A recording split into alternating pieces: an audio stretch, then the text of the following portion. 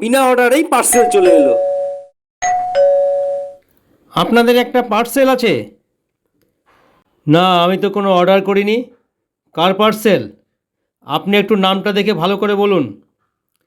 হ্যাঁ, নাম তো নেই, ফোন নাম্বার দেওয়া আছে। না, আমি অন্য কোনো অর্ডার করিনি। আপনি যদি এই নাম্বারে থাকেন আপনি এটা ক্যান্সেল করে দিন। স্যার, এটা গিফট ছিল, নিতে পারতেন। না না, আমার গিফটের দরকার নেই, আপনি ওটা ক্যান্সেল করে দিন। আচ্ছা ঠিক আছে, আপনি যখন নিতে চাইছিলেন না তখন ক্যান্সেল করে দিচ্ছি। তাহলে দেখুন আপনার ওখানে একটা ওটিপি যাবে, ওটিপিটা দেবেন আমাকে। আচ্ছা ঠিক আছে, দিচ্ছি, আপনি ক্যান্সেলটা করে দিন।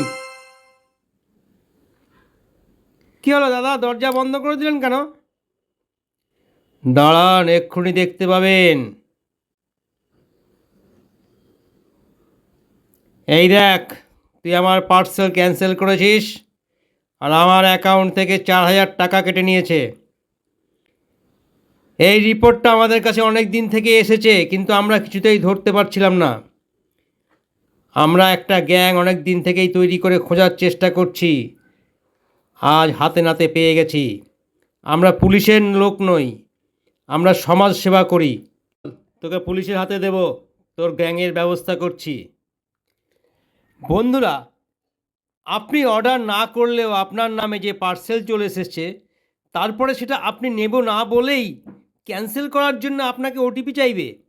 যখনই আপনি ওটিপি দিচ্ছেন তখন আপনার ওটা ক্যান্সেল হচ্ছে না, আপনার অ্যাকাউন্ট থেকে টাকা কেটে নিচ্ছে।